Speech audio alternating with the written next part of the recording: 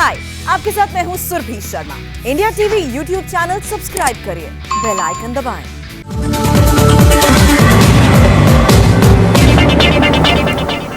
नमस्कार, मैं हूं सौरभ शर्मा। इस वक्त की सबसे बड़ी खबर आपको बता दें, भारतीय वायुसेना का C-17 ग्लोबमास्टर विमान सिंगापुर से 4 खाली क्रायोजेनिक ऑक्सीजन कंटेनर्स को एयरलिफ्ट करके पश्चिम बंगाल के पानागढ़ एयरबेस पर लैंड कर चुका है। ऑक्सीजन एक्सप्रेस भी लिक्विड मेडिकल ऑक्सीजन टैंकर्स के साथ महाराष्ट्र और उत्तर प्रदेश पहुंच गई है। अब से थोड़ी देर पहले दिल्ली के सिंगरू बॉर्डर के पास से भी दिल्ली पुलिस की प्रोटेक्शन में दिल्ली के अस्पतालों में ऑक्सीजन के टैंकर्स पहुंचा दिए गए हैं। आज दिन की शुरुआत ऐसे हुई थी कि दिल्ली के ज्यादातर अस्पताल त्राहिमाम कर रहे थे, लेकिन शाम में राहत है। करीब करीब हर हॉस्पिटल में ऑक्सीजन की सप्लाई हो गई है।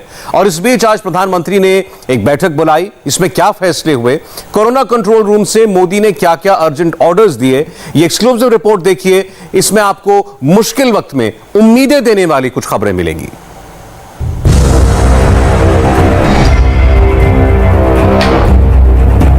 मोदी का कमांड सेंटर 24/7 एक्टिव है। ऑक्सीजन युद्ध को मोदी फ्रंट से लीड कर रहे हैं। शनिवार को मोदी ने एक बार फिर मोर्चा संभाला। वित्त मंत्री को बुलाया, स्वास्थ्य मंत्री को बुलाया, रेल मंत्री को बुलाया, नीति आयोग के सदस्यों को बुलाया, रेवेन्यू सेक्रेटरी से मीटिंग की। मीटिंग में मोदी के डायरेक्शन पर बड़ा फैसला लिया गया।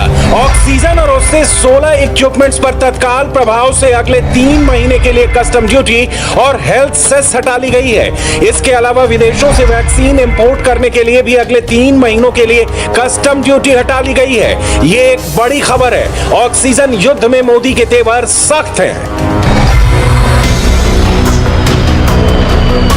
ऑक्सीजन एक्सप्रेस से सांसों की डिलीवरी शुरू हो चुकी है। ऑक्सीजन टैंकर्स की एक खेप महाराष्ट्र के नागपुर के बाद नासिक में लैंड कर चुकी है।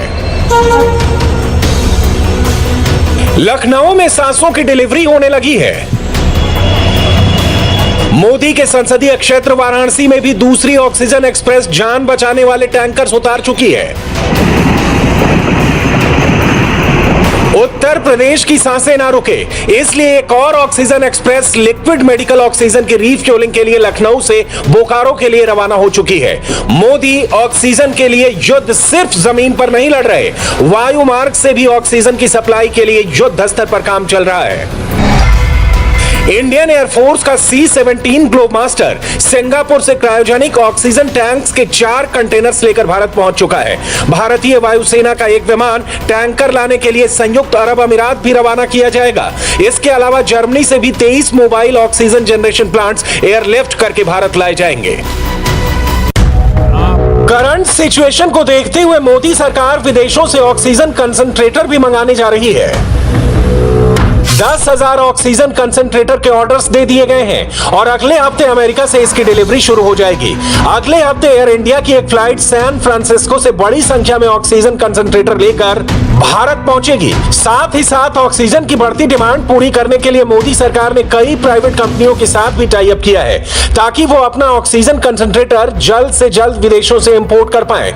इसी कड़ी में ITC ग्रुप भी बड़ी संख्या में ऑक्सीजन कंसंट्रेटर एयरलिफ्ट करवा के ला रहा है। साथ ही साथ भारत सरकार ने इंटरनेशनल टेंडर भी लागू कर दिया है।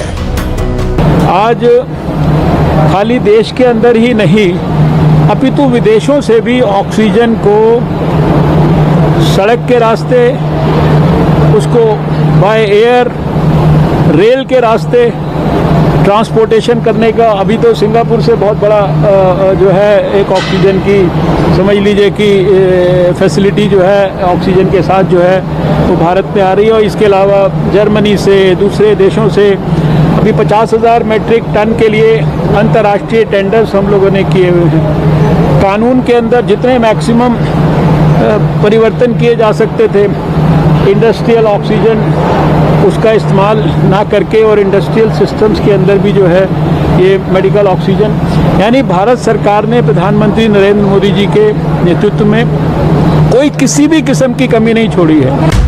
मोदी के नेतृत्व में यह ऑक्सीजन युद्ध हाई स्पीड पर लड़ी जा रही है। सरकारी हो या प्राइवेट एजेंसीज हो, सब वॉर फुटिंग पर काम कर रहे हैं। मोदी का मैसेज क्लियर है, पिछली बार की तरह इस बार भी जीत कर दिखाना है। पूरा देश कोरोना से मुकाबला कर रहा था।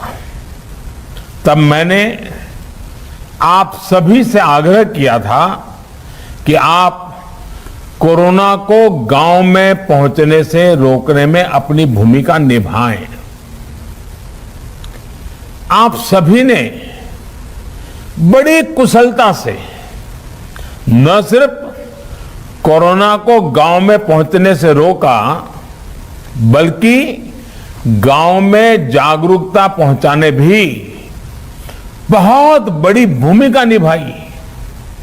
इस वर्ष भी हमारे सामने जो चुनौती है वो चुनौती पहले से जरा ज्यादा है। इस संक्रमण को किसी भी हालत में पहुंचने नहीं देना है, उसे रोकना ही है। पिछले साल जो आपने मेहनत की, देश के गांवों ने जो नेतृत्व दिखाया, वही काम इस बार भी आप बड़े चुस्ती के साथ, बड़ी डिसिप्लिन के साथ और ज्यादा से ज्यादा लोगों का साथ लेकर के बहुत ही पक्का करेंगे। सफलता जरूर पाएंगे, क्योंकि आपने पिछली बार किया था, अब 1 साल का अनुभव है। संकट के संबंध में ज्यादातर अब जानकारियां हैं, संकट से बचने के रास्तों के संबंध में जानकारी है। ऑक्सीजन युद्ध में जीत हासिल करने के लिए इंडियन एयरफोर्स एक लोकेशन से दूसरी लोकेशन पर क्विक डिलीवरी कर रही है। भारतीय रेलवे ने भी जमीन आसमान एक कर रखा है। कई लोकेशंस पर ऑक्सीजन टैंकर्स की सप्लाई हो चुकी है और यह सिलसिला लगातार जारी है। मसलन लखनऊ को ही ले लीजिए, यहां लिक्विड मेडिकल ऑक्सीजन टैंकर्स की पहली खेप पहुंच चुकी है। इंडिया टीवी संवाददाता रुचि कुमार के पास इसकी पूरी डिटेल है। ऑक्सीजन एक्सप्रेस बोकारो से लखनऊ पहुंच चुकी है। इस तरह के 2 टैंकर्स यहां पर आए हैं। 17 मैट्रिक टन ऑक्सीजन एक टैंकर में है। ये जो लखनऊ में प्लांट्स हैं ऑक्सीजन के, जहां से रिफिलिंग होती है, वहां पे ये सप्लाई होगी, जो सरकार निजी अस्पतालों को भी देगी और जो लोग हैं उनको भी ये ऑक्सीजन दी जाएगी। आप बोकारो से कैसे गए और कैसे आए ऑक्सीजन लेकर? बोकारो से गए थे, तुरंत लोड हो गई थी गाड़ी, तुरंत वापसी आ गए थे हम लोग। 2 घंटे में गाड़ियाँ लोड अनलोड हो गई वहाँ पे। सड़क पे टैंकर चलाते थे, ट्रेन पे ले जाने में क्या फर्क लगा? इससे और उसमें बहुत फर्क लगा। इससे 16 घंटे में पहुँच गए और इससे टाइमिंग लगता है 36 घंटे का। इस तरह से ये 2 टैंकर है, और क्योंकि ऑक्सीजन की कमी है शहर में बहुत ज़्यादा, तो इस तरह की ऑक्सीजन एक्सप्रेस लगातार चलाई जा रही हैं। आज ऑक्सीजन एक्सप्रेस 2 बोकारो के लिए रवाना की गई है, जिसमें 4 टैंकर आएंगे और कल सुबह या परसों सुबह और इस तरह के टैंकर्स भेजे जाएंगे। पटरी से सड़क पर उतरने के बाद ये टैंकर्स कैसे और कितनी तेजी से हॉस्पिटल तक पहुंच रहे हैं, ये देखने से पहले ये देखिए कि ऑक्सीजन एक्सप्रेस कैसे संजीवनी बूटी की सप्लाई कर रही है और ये काम कितनी तेज रफ्तार में हुआ है। भारतीय रेलवे को जैसे ही ऑक्सीजन की सप्लाई वाला टास्क मिला, तत्काल प्रभाव से अलग अलग लोकेशंस पर रैंप तैयार कर दिए गए। पहला लोकेशन था नवी मुंबई का कलम्बोली, जहां सिर्फ 24 घंटे में लिक्विड मेडिकल ऑक्सीजन टैंकर्स के लिए मूवमेंट के लिए रैंप बनाए गए, मगर इसकी स्विफ्ट मूवमेंट आसान नहीं थी। ऑक्सीजन एक क्रायोजेनिक और खतरनाक केमिकल होता है। भारतीय रेलवे को कुछ जरूरी बातें ध्यान में रखनी थी। मसलन ऑक्सीजन एक्सप्रेस चलाने के दौरान अचानक रफ्तार न बढ़े, झटके में स्पीड कम ना हो जाए, बीच बीच में प्रेशर कितना है इसकी जांच हो, खास कर तब जब लिक्विड मेडिकल ऑक्सीजन के टैंकर्स भरे हुए हो। इन चैलेंजेस के बावजूद भारतीय रेलवे ने जोखिम उठाया, सारे रूट्स की मैपिंग की। इसके बाद रेलवे की ट्रेंड टीम इन विशाल टैंकर्स को वसई, सूरत, भुसावल और नागपुर के रास्ते विशाखापट्टनम लेकर गई। मगर ये सुनने में जितना आसान लग रहा है उतना बिल्कुल नहीं है। ऑक्सीजन एक्सप्रेस का रूट तय करते समय इंडियन रेलवेज को कुछ चीजों का जरूरी ध्यान रखना था। मसलन जिस रूट से ऑक्सीजन एक्सप्रेस जाएगी उस रूट पर कितने घाट सेक्शन है, कितने रोड ओवरब्रिज है, तय रूट पर कितनी सुरंगें हैं, कितने घुमाव वाले इलाके हैं, कितने ओवरहेड इक्विपमेंट्स हैं। इस दौरान ऊंचाई एक बहुत बड़ा फैक्टर था। रेलवे ने वसई के रूट को फाइनल किया। 3320 mm की ऊंचाई वाले टैंकर को फिक्स किया गया। इसके बाद कलंबोनी से विशाखापट्टनम की 1850 किलोमीटर से ज्यादा की दूरी सिर्फ 50 घंटों में पूरी की गई। वहां 10 घंटे के भीतर 7 टैंकर्स में 100 टन से ज्यादा लिक्विड मेडिकल ऑक्सीजन भरी गई और ग्रीन कॉरिडोर की बदौलत सिर्फ 21 घंटों का सफर तय करके ऑक्सीजन एक्सप्रेस नागपुर पहुंच गई, जहां 3 टैंकर्स उतारे गए और बाकी बचे 4 टैंकर सिर्फ 12 घंटों में शनिवार सुबह नागपुर से नासिक पहुंचा दिए गए। मगर महाराष्ट्र की सियासत देखिए, भारतीय रेलवे ने ऑक्सीजन एक्सप्रेस के लिए जो रूट तय किया, अब उस पर भी सियासत शुरू हो गई है। मगर ऐसी राजनीति करने वालों को आज सेंट्रल रेलवे के प्रवक्ता शिवाजी सुतार की ये बातें गौर से सुन लेनी चाहिए। देखिए, ऐसा बिल्कुल नहीं है। इसमें जब हम रोरो सर्विसेज चलाते हैं और इस प्रकार का स्टॉक चलाते हैं, उसमें बहुत सारी चीज़ें हमें देखनी पड़ती है। तो इसमें हाइट एक मेजर जो है इम्पॉर्टेंट एस्पेक्ट आता है। तो हाइट का इशू कंसिडर करने के लिए हमें जो उस रूट पर जितने आरओबीज रहते हैं या फिर प्लेटफॉर्म कैनोपीज रहते हैं, ओएचई की हाइट रहती है, इसके साथ टनल्स रहते हैं, इन सारी चीज़ों का हमें जो है ध्यान रखना पड़ता है। और मुंबई से जो है, मुंबई डिवीज़न में कलंबोली है, तो यहाँ से हमें ट्रेन विशाखापट्टनम भेजने के लिए साउथ ईस्ट साइड में लोनावाड़ा घाट सेक्शन है, नॉर्थ ईस्ट साइड में जो है इगतपुरी घाट सेक्शन है।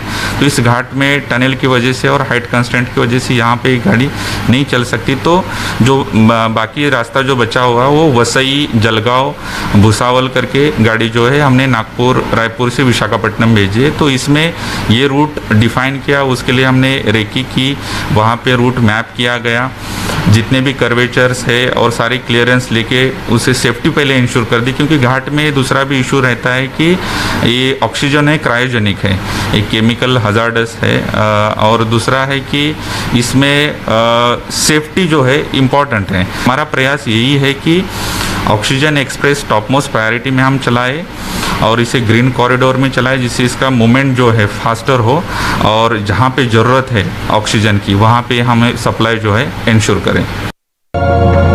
भारतीय रेलवे ने मोदी के ऑक्सीजन एक्सप्रेस को कामयाब बनाने के लिए मिनट टू मिनट की डिटेल इकट्ठा की, एक एक चीज को बारीकी से परखा और तब जाकर ऑक्सीजन की सप्लाई मुमकिन हो पाई। यकीन मानिए, जिस सेवा का इस्तेमाल भारतीय सेना के टैंक्स को बॉर्डर वाले इलाकों में भेजने के लिए किया जाता है, आज वही लोगों की जान बचाने की मुहिम में जुटी है। ये जो पूरा ये चल रही है ऑक्सीजन एक्सप्रेस, तो रास्ते में ग्रीन कॉरिडोर बनाया जा रहा है और किस तरह से ऑक्सीजन लाई जा रही है? देखिए, ऐसा है, जब रेलवे को ये चैलेंज दिया गया था कि ऑक्सीजन स्पेशल चलानी है, तो हम लोग किसी भी चैलेंज से, आपको पता है, हटते नहीं है। तुरंत हम लोगों ने इस स्पेशल स्टॉक का इंतजाम किया, जो कि भटिंडा और अन्य जगह से लाया गया था, और उस गाड़ी को कम से कम समय में बनाकर हम लोगों ने काफ़ी टैंकर्स के साथ इसमें ट्रायल किया। तो ये जो टैंकर हैं, ये बिल्कुल इसके लिए अप्रोप्रिएट पाए गए। इसके बाद ये 3 लेके परसों सुबह 9 बजे निकली थी यहाँ से, और इसकी जो स्पीड है स्टॉक की वो 65 किलोमीटर है, लेकिन ग्रीन कॉरिडोर बनाने से ये करीब इसकी एवरेज स्पीड जो है वो बहुत अच्छी आई है। और ये आके आज आपके सामने फिर से आ गए हैं। इसमें रात में एक बनारस में भी काटा गया है टैंकर, और 2 टैंकर यहाँ लाए गए। एक सुबह, आज सुबह एक स्पेशल और जा चुकी है यहाँ से, लखनऊ से, ऑक्सीजन स्पेशल 2, जिसमें 4 टैंकर गए हैं, और अभी तीसरी की भी तैयारी करनी शुरू कर देंगे। जैसे ही ये टैंकर उतर जाएंगे और टैंकर लाए जा रहे हैं, तो 2 या 3, 4 जितने भी टैंकर मिलेंगे उनको लगा के फिर से इसको भेजने की व्यवस्था की है। ये जो ट्रेन है, इसमें मैक्सिमम कितने टैंकर हम लगा सकते हैं? देखिए, ये अवेलेबिलिटी टैंकर्स के ऊपर डिपेंड करता है। ट्रेन में तो हम काफ़ी टैंकर्स लोड कर सकते हैं, क्योंकि ये जो जैसे आप देख रहे हैं, ये आर्मी का एक स्पेशल स्टॉक है जिसको MBWT बोलते हैं। ये टैंक ले जाने के लिए नॉर्मली यूज होता है। तो ये इसकी कैपेसिटी बहुत हाई है। It can take large number of tankers, but only thing is that these oxygen tankers are of different heights. Lucknow पहुंचते ही जैसे ही लिक्विड मेडिकल ऑक्सीजन से भरे टैंकर्स पटरी से उतरकर सड़कों पर दौड़े, हॉस्पिटल्स की तरफ भागे, सबकी जान में जान आई। लखनऊ की इन तस्वीरों से साफ है, प्रधानमंत्री की एक कोशिश से तेजी से रिजल्ट आने लगे हैं। लखनऊ से इंडिया टीवी संवाददाता रुचि कुमार की ये रिपोर्ट देखिए। ऑक्सीजन एक्सप्रेस बोकारो से लखनऊ पहुंच चुकी है। 2 टैंकर ऑक्सीजन यहां पर आई है।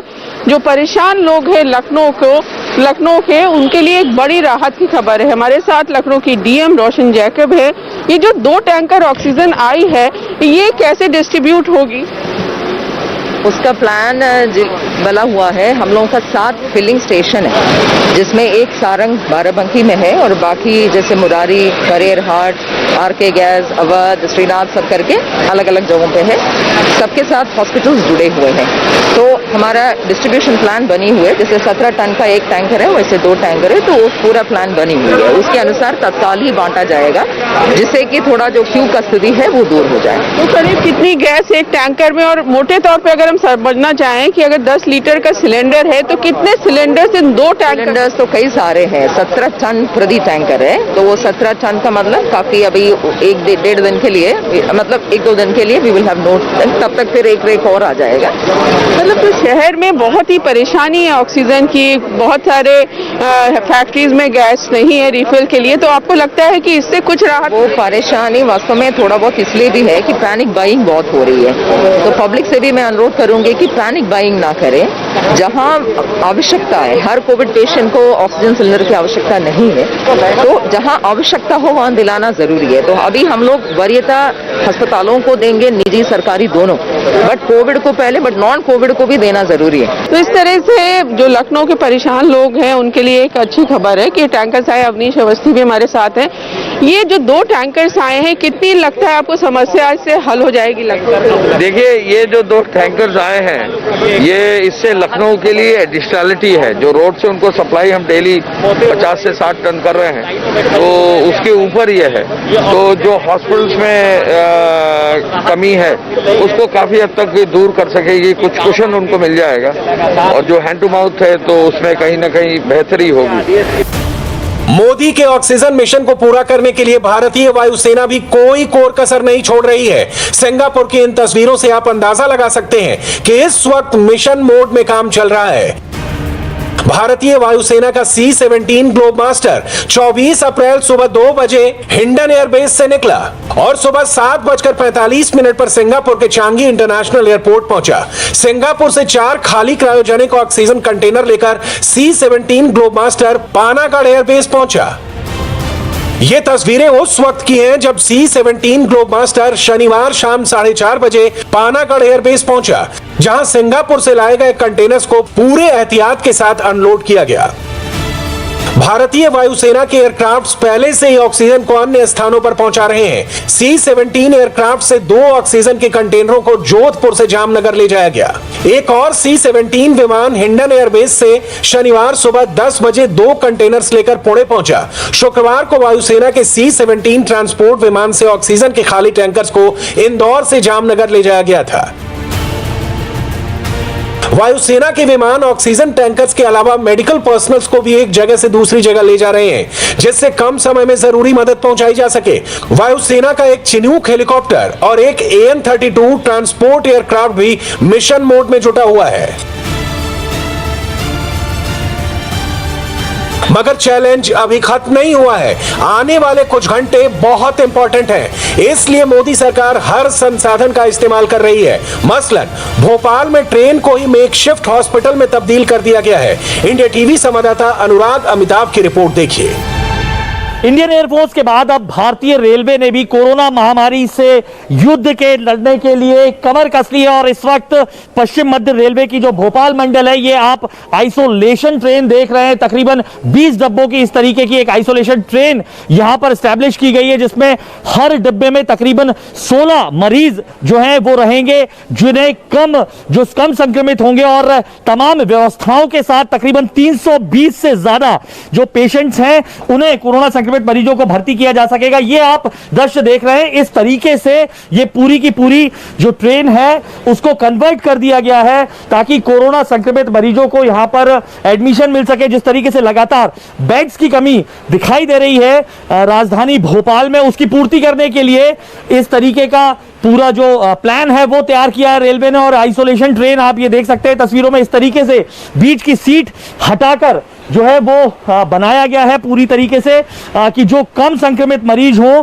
उन्हें यहां पर आइसोलेट किया जा सके। इस तरीके से कूलर्स लगाए गए हैं, या आप कूलर्स को भी देख सकते हैं, और गर्मी ज्यादा ना लगे इसलिए ऊपर ये आप देख सकते हैं बोरों को लगाया गया है ताकि गर्मी का असर ज्यादा ना हो। चूंकि पूरी तरीके से यहां पर जो सरकारी वाईफाई है उस वाईफाई का भी इस्तेमाल जो है है वो यहाँ पर जो पेशेंट्स हैं वो किया जा सकेगा और किसी भी तरीके से जो है कमी ना पड़े किसी भी चिकित्सीय व्यवस्था की, इसके लिए दो एसी कोचेस हैं उनका भी यहाँ पर रखा गया है, जिनमें डॉक्टर्स रहेंगे, पैरामेडिकल स्टाफ रहेगा और ऑक्सीजन सिलेंडर्स उन लोगों के लिए रहेंगे अगर कभी तबीयत हालात बिगड़ते हैं तो उन हालात को संभालने के लिए। यह है प्लेटफॉर्म नंबर 6। इस वक्त आप प्लेटफॉर्म नंबर 6 को देख रहे हैं, पूरे तरीके से इसे ब्लॉक कर दिया गया है। यहां पर सिर्फ कोविड संक्रमित मरीज जो हैं उन्हीं को एंट्री दी जाएगी।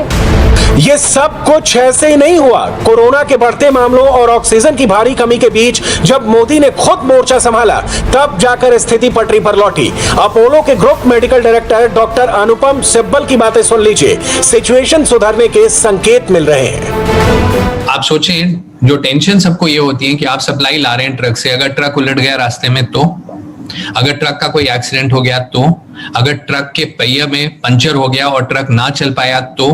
सो ये सारी स्ट्रेस जो है ना, एडमिनिस्ट्रेटिव, डॉक्टर्स, नर्सेस ये जूझ रहे हैं। तो हमारा ये we are just hopeful because हमने बहुत डिसीजंस देखे हैं पिछले 48 आवर्स में हुए हैं। I mean the fact prime minister ने मीटिंग्स करी सारे चीफ मिनिस्टर से, हेल्थ होम सेक्रेटरी ने एक ऑर्डर निकाला अबाउट ट्रांसपोर्ट, पुलिस कोऑपरेट कर रही है कि ग्रीन कॉरिडोर्स हो, कोई रुकावट ना हो, स्टेट से स्टेट में जाने में दिक्कत होती है क्योंकि कई बार ऑक्सीजन जो है, आपने देखा एयरलिफ्ट हुई है भुवनेश्वर से, आपने देखा कि वाइजैक से आ रही है बिकॉज प्रोडक्शन अलग स्टेट्स में है और जरूरत सबसे ज्यादा इस समय दिल्ली में है या बॉम्बे में है या नासिक में है। तो आई थिंक ये गैप जो है, डिमांड सप्लाई गैप को एड्रेस करने के लॉजिस्टिक चैलेंजेस हैं and we are hoping and praying कि कल से हमारी सिचुएशन थोड़ी बेहतर हो जाए। इसमें कोई दो राय नहीं कि सिचुएशन गंभीर है, मगर मोदी ने कमांड सेंटर में कमान संभाल ली है और हर समस्या के समाधान पर तेजी से काम किया जा रहा है। ऑक्सीजन को अस्पताल तक पहुंचाना आसान तो नहीं है क्योंकि एक टेक्निकल काम है। दिल्ली में ऑक्सीजन प्लांट्स नहीं है और दूरी कम से कम 1000 किलोमीटर है। ऑक्सीजन लाने वाले टैंकर सिंगापुर तक से लाने पड़ रहे हैं। ऑक्सीजन के एक सिलेंडर को मरीज तक पहुंचाने में मिनट मिनट की मॉनिटरिंग करनी पड़ती है क्योंकि हड़बड़ी में गड़बड़ी हो सकती है। यह काम कितना रिस्की है यह भी आपको समझाते हैं।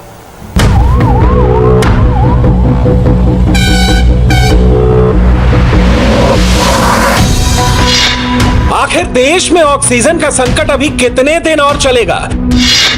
अभी ऑक्सीजन की कमी से देश में कितनी और मौतें होंगी? एक एक सांस के लिए मरीजों को ऑक्सीजन का कितना इंतजार करना पड़ेगा? ऑक्सीजन से जुड़े इन सवालों का जवाब हर हिंदुस्तानी जानना चाहता है। पीएम से लेकर डीएम तक ऑक्सीजन की गणित में लगे हुए हैं। ऑक्सीजन कहां से आएगी, कैसे आएगी, कब तक आएगी, इसकी कोशिशें जारी हैं। टाइम बहुत कम है क्योंकि मरीजों की जान बचाने के लिए एक एक मिनट बहुत भारी है। देश में चल रही ऑक्सीजन वाली कमी को समझने के लिए पूरी चेन को समझना होगा। वायरस के बढ़ते संक्रमण की वजह से अस्पतालों में मरीजों की संख्या अचानक बढ़ गई है। इसमें फेफड़ों में इंफेक्शन फैलने की वजह से मरीजों को ऑक्सीजन की जरूरत दोगुनी हो चुकी है। देश में ऑक्सीजन की अचानक बढ़ी डिमांड की वजह से 5000 मीट्रिक टन ऑक्सीजन की जरूरत है, जबकि प्रोडक्शन सिर्फ 1500 मीट्रिक टन है। अगर प्रोडक्शन बढ़ा भी दिया जाए तो भी ऑक्सीजन की सप्लाई करने वाले क्रायोजेनिक टैंकर की भारी कमी है। यानी हर लेवल पर ऑक्सीजन की कमी ने इस लड़ाई को और मुश्किल बना दिया है। लेकिन ऑक्सीजन की कमी की समस्या की शुरुआत अस्पतालों से शुरू होती है।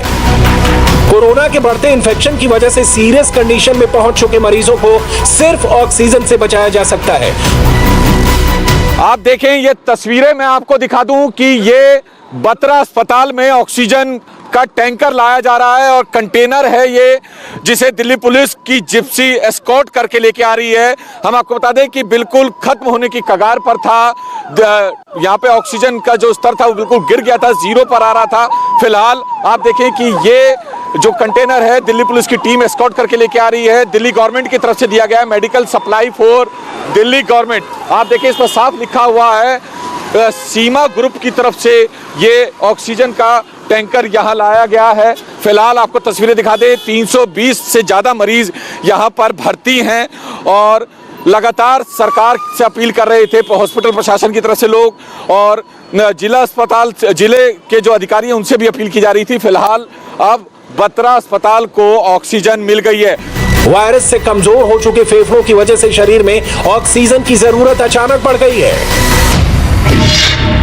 फेस मास्क से दी जा रही ऑक्सीजन के मरीजों को फिलहाल हर मिनट 5 से 6 लीटर ऑक्सीजन की जरूरत पड़ रही है, जबकि वेंटिलेटर पर पहुंच चुके मरीजों को हर मिनट 40 से 50 लीटर ऑक्सीजन की जरूरत पड़ रही है। कोरोना में high flow nasal oxygen therapy की वजह से शरीर में ऑक्सीजन की जरूरत दोगुनी हो चुकी है। हालत यह हो गई है कि आज सुबह तक दिल्ली जैसे महानगर के अस्पतालों में सिर्फ कुछ घंटों की ऑक्सीजन बची हुई है। कुछ अस्पतालों में ऑक्सीजन की सप्लाई खत्म हो चुकी है, जबकि कई अस्पताल में ऑक्सीजन की कमी से मरीजों की मौत हो चुकी है। जिन लोगों को सांस लेने में ज्यादा तकलीफ हो रही है, उनका इलाज करने के लिए अस्पतालों के पास दूसरा ऑप्शन नहीं है। जिन लोगों को किस्मत से बेड मिल भी गया है, उनकी सांसें बचाने के लिए अस्पताल के पास ऑक्सीजन नहीं है। अगर बात ऑक्सीजन के प्रोडक्शन की जाए तो सबसे ज्यादा लिक्विड ऑक्सीजन का प्रोडक्शन महाराष्ट्र में होता है। सरकारी आंकड़ों के मुताबिक महाराष्ट्र में कुल 7 ऑक्सीजन मैन्युफैक्चरर्स हैं, जो रोजाना 991 मीट्रिक टन ऑक्सीजन का प्रोडक्शन करते हैं। इसके बाद दूसरे नंबर में गुजरात आता है, जहां रोजाना 448 मीट्रिक टन लिक्विड ऑक्सीजन तैयार की जाती है, जबकि तीसरे नंबर पर झारखंड है, जहां रोजाना 434 मीट्रिक टन ऑक्सीजन तैयार की जाती है। हैरानी की बात यह है कि देश के सबसे ज्यादा आबादी वाले राज्य उत्तर प्रदेश में रोजाना सिर्फ 184 मीट्रिक टन का प्रोडक्शन होता है। इसलिए दिल्ली सहित उत्तर भारत के इलाकों में ऑक्सीजन की कमी के चलते कई मरीज इलाज के इंतजार में दम तोड़ रहे हैं। अब दिल्ली के अंदर मान लीजिए कहीं दिल्ली को जो ऑक्सीजन उनकी रिक्वायरमेंट के हिसाब से, उनकी अपनी एक्सेप्टेंस के हिसाब से जितनी आवश्यकता से ज़्यादा भारत सरकार दे रही है। अब आपको अपना कोटा अपने सिस्टम में लाकर और उसको रेशनल तरीके से, समयबद्ध तरीके से लोगों को डिस्ट्रीब्यूट करना, ये जो फाइन प्लानिंग है, ये तो सरकार को, स्टेट गवर्नमेंट को ही करनी पड़ेगी ना। ये भारत सरकार तो सारी सुविधाएं आपके लिए उपलब्ध करा सकती है। दिल्ली जैसे महानगर के पास कोई बड़ा ऑक्सीजन प्लांट नहीं है। दिल्ली के अस्पतालों के लिए ऑक्सीजन की सप्लाई महाराष्ट्र, गुजरात और झारखंड जैसे राज्यों के ऑक्सीजन प्लांट से होती है, और इन राज्यों से दिल्ली की दूरी 900 से 1500 किलोमीटर की है, जहां से ऑक्सीजन के टैंकर लाने में करीब 30 से 40 घंटे का समय लगता है। इसकी सबसे बड़ी वजह यह है कि देश की सड़कों पर टैंकरों की स्पीड तय है। गैस से भरे ये टैंकर 40 किलोमीटर प्रति घंटे की स्पीड से ज्यादा तेज गति से नहीं चल सकते हैं। इसके अलावा एक्सीडेंट के डर से ऑक्सीजन के टैंकरों को रात में चलने की मनाही होती है। इसलिए देश में ऑक्सीजन की सप्लाई के लिए एयरफोर्स से लेकर रेलवे की मदद ली जा रही है, ताकि 30 से 40 घंटों की दूरी को कम किया जा सके, ज्यादा से ज्यादा लोगों की जान बचाई जा सके। हालांकि टैंकरों में ऑक्सीजन भरना एक और बड़ी समस्या है, क्योंकि इसमें कई घंटों का समय लगता है। ऑक्सीजन टैंकरों को अक्सर प्लांट के बाहर घंटों लाइन में खड़ा होना पड़ता है, क्योंकि 15 टन वाले एक टैंकर को भरने में करीब 2 घंटे का समय लगता है। यानी ट्रांसपोर्टेशन को ठीक कर भी लिया जाए तो टैंकर में ऑक्सीजन को भरने की टाइमिंग को कम करना बहुत मुश्किल है। इसलिए अभी इन टैंकरों के जरिए ऑक्सीजन प्लांट से मरीजों तक पहुंचाने में 3 से 4 दिनों का समय ज्यादा लग रहा है, और बात जब हर पल मरीजों की जान बचाने की हो तो ये समय बहुत भारी पड़ता है। ऑक्सीजन की कमी से जूझ रहे सिस्टम के लिए क्रायोजेनिक टैंकरों की कमी एक दूसरी सबसे बड़ी समस्या है। लिक्विड ऑक्सीजन बनाने वाले प्लांट ऑक्सीजन को टैंकर में स्टोर करते हैं, फिर काफी ठंडे रहने वाले क्रायोजेनिक टैंकरों से डिस्ट्रीब्यूटर तक भेज देते हैं। ऑक्सीजन का प्रेशर कम करके इसे गैस के रूप में कई तरह के सिलेंडर में भरते हैं। यही सिलेंडर अस्पताल, सप्लायर और जरूरतमंदों तक पहुंचाए जाते हैं। कुछ बड़े अस्पतालों में अपने छोटे छोटे ऑक्सीजन जनरेशन प्लांट भी होते हैं। हम इस समय मुंबई के जोगेश्वरी में स्थित ट्रॉमा हॉस्पिटल में मौजूद हैं, जो इस समय कोविड डेडिकेटेड हॉस्पिटल है, और वहाँ का इस समय हम आपको ऑक्सीजन प्लांट दिखा रहे हैं। ये वो पूरा प्लांट है जिससे ऑक्सीजन बनाया जाता है, और रोज़ जितने पेशेंट्स यहाँ पर एडमिट हैं उनके ज़रूरत का जो ऑक्सीजन होता है इस प्लांट में जनरेट किया जाता है। यहाँ पर 2 प्लांट बनाए गए हैं, एक प्लांट ए है और एक दाईं तरफ प्लांट बी है। इस तरीके के 2 मशीन पूरे यहाँ पर प्रॉपर सेट करके रखे गए हैं। ये ऑक्सीजन जो मशीन बनाती है वो आप देखें, जो हवा में ऑक्सीजन मिला हुआ होता है उससे निकालकर ये ऑक्सीजन तैयार किया जाता है। ये वो एयर कंप्रेसर है जिसमें बाहर वातावरण में जो हवा है वो इस एग्जॉस्ट की तरफ से अंदर आती है, इसको अंदर लेती है, उसके बाद ये पूरा प्रोसेस शुरू होता है। ये किस कदर एक तरह से काम करता है, हमारे साथ यहाँ पर एक दिगंबर हैं जो टेक्निकल हेड है यहाँ पर, जो प्लांट को देखते हैं, उनसे बात करते हैं। सर ये बताइए किस तरीके से काम करता है? ये तो एयर कंप्रेशर हम समझ गए कि नेचुरल हवा से ऑक्सीजन लेता है, उसके बाद आगे क्या प्रोसेस होता है? वो एयर कंप्रेसर है, वो कंप्रेसर है, वो अंदर हवा लेता है, उसके बाद वो अपना ये रिसीवर टैंक है, उसमें इसमें रिसीव किया जाता है, उधर से आके फिर एयर ड्रायर है, एयर ड्रायर में उसका मॉइस्चर अलग किया जाता है। और जो एयर होता है, जो हवा होता है, ऑक्सीजन हवा में उसको अलग करते हैं, हाँ ड्रायर अलग करते हैं। उसके बाद ये जनरेशन है, जनरल प्लांट है, जनरेटर है, उसमें जाती है, उसमें से ऑक्सीजन मैन्युफैक्चर अलग किया जाता है, उसमें से अदर गैसेस बाहर छोड़ दिए जाते हैं, और खाली ऑक्सीजन उसमें ऑक्सीजन रिसीवर टैंक है, उसमें स्टॉक का, उसमें स्टॉक किया जाता है, और अदरवाइज सीधा हॉस्पिटल में सप्लाई किया जाता है।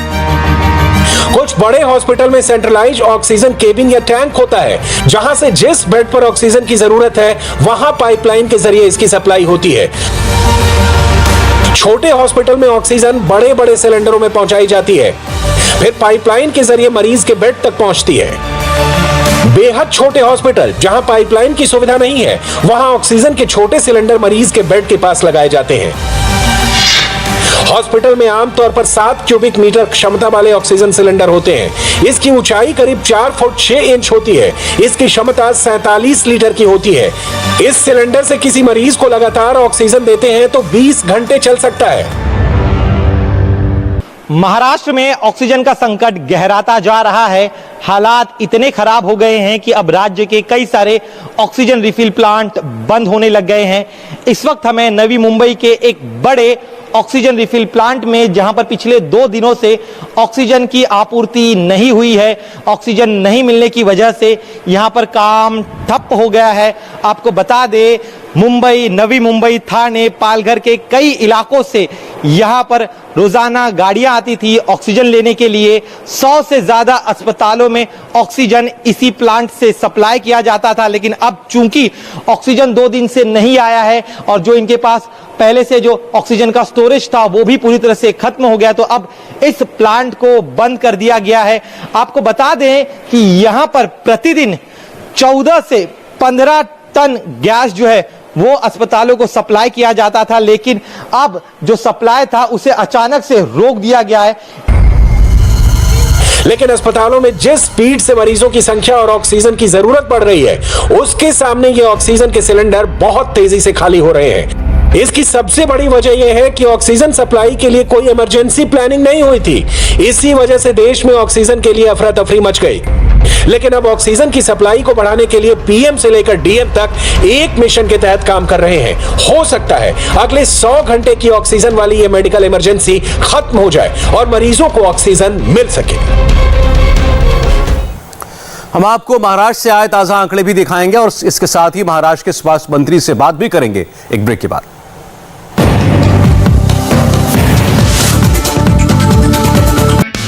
हाय, आई एम सुरभि शर्मा। खबरों से अपडेट रहने के लिए India TV YouTube channel subscribe करिए, साथ में बेल आइकन जरूर दबाएं। जुड़े रहें इंडिया टीवी के साथ।